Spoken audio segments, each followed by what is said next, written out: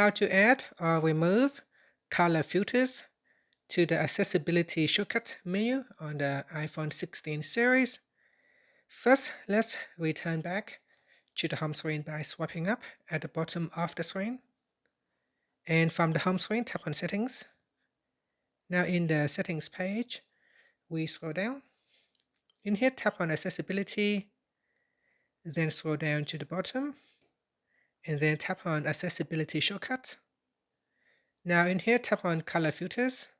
Tap on Color Filters option to add or remove it from the menu.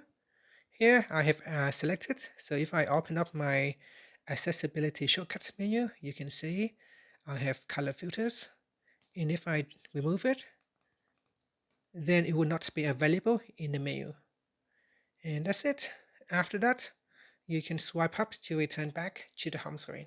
Thank you for watching this video. Please like and subscribe to my channel for more videos.